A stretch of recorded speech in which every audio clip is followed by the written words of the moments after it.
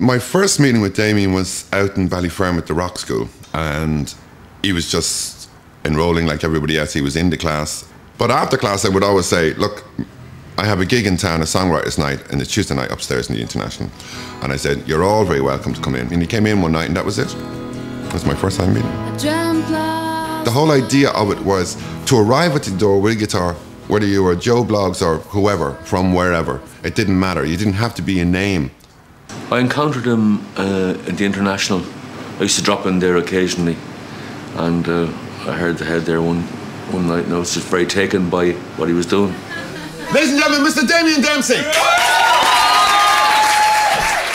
Well, there was a buzz about him in the college because the college used to put out a CD of the better half of talent that was in the school, and for 2 or 3 artists on the one CD. In this case, they felt this guy was so good, so original, that they gave him the whole CD, the Contender EP. Oh, well, I'm still thinking vinyl here. The Contender CD, and there was a big buzz about him. The fact that he was singing in his own accent, it tickled me. The way they really put it out there, that he wasn't trying to sound like a Yank, you know. How is all doing?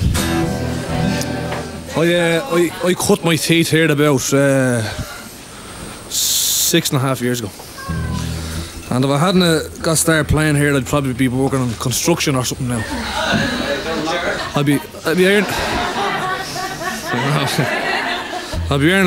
earning like a wage, you know. It'd be great. Obviously, people were like, you know, he was different.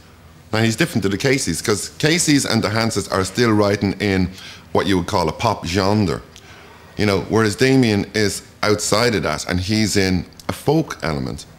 So I would say what he has managed to get into his songs is a twist between the standard ballad, and because he grew up with reggae and all of that, so his rhythms are more interesting and are a little different, yet he still retains the Irish ethnic sort of, you know it's Irish directly, you know. Everybody seem to think it's they who bear the pain, they who bear the biggest cross, the loneliness and the shame. Day to day you suffer when you're living in your past. If you started living for the now, you could free yourself at last. If you started living for the now, for yourself and those around, experience and celebrate the freedom that you found. You could free yourself forever, live life as you should. The choice is yours to take now, cause I have said all that I could. But I know that sometimes it gets so bad, but you're not on your own, so don't be sad. I really think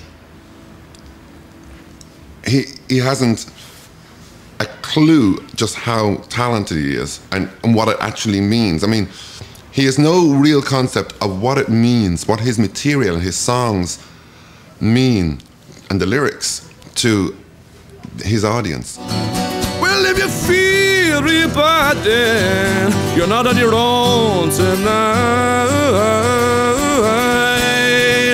Please don't be so sad, cause you're not on your own tonight. I don't know that he'll ever get up there, if you know what I mean, unless he gets really serious management who know the trail and know where to put him. He's not going to fall by the wayside, no, but like, it's nice to be recognized in the throes of doing it. When you're young, that's the time to do it. Well, if you feel real bad, then you're not on your own. Please don't be so sad, cause you're not on your own.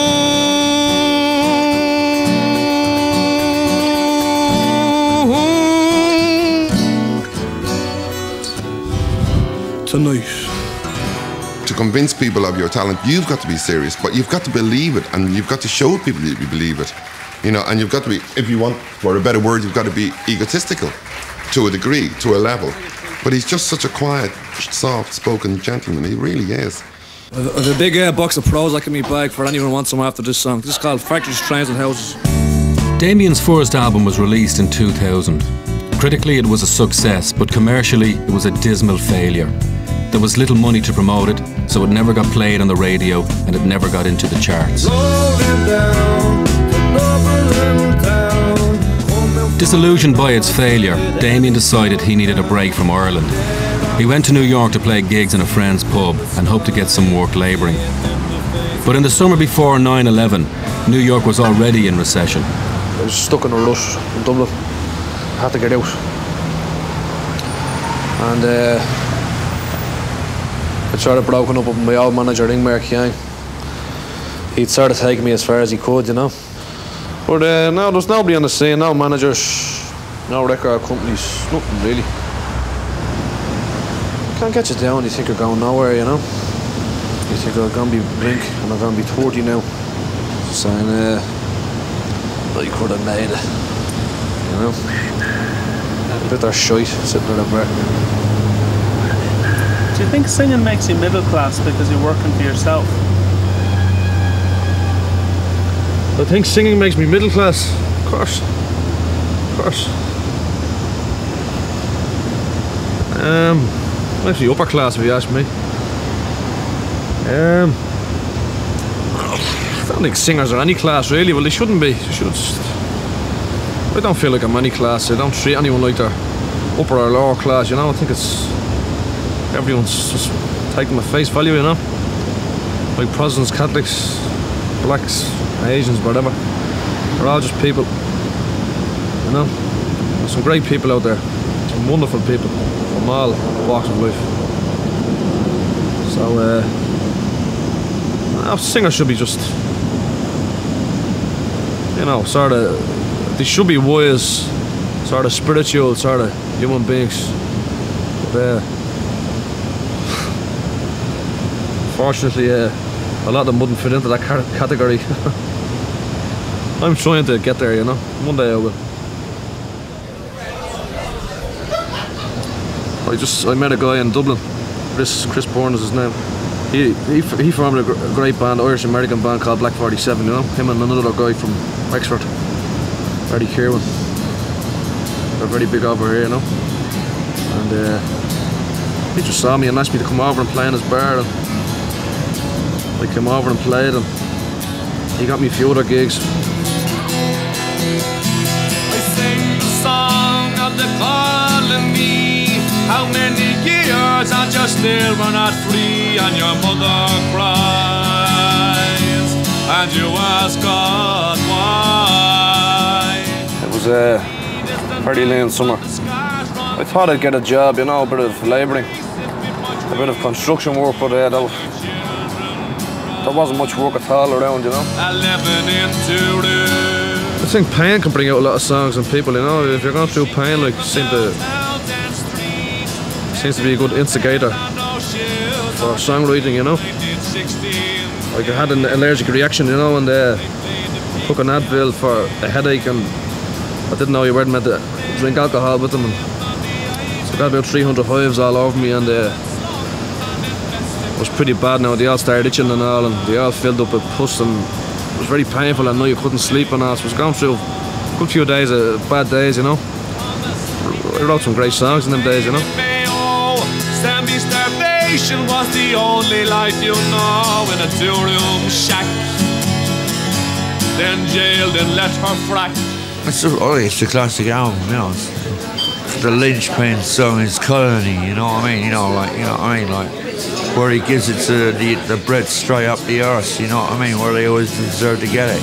Came from Germany, from France, from England and from Spain, from Belgium and from Portugal, you all do much the same. You took what was not yours, went against your own Bible. You broke your own laws just to outdo the rival. But did you ever apologise for the hundreds of millions of lives you destroyed and terrorised?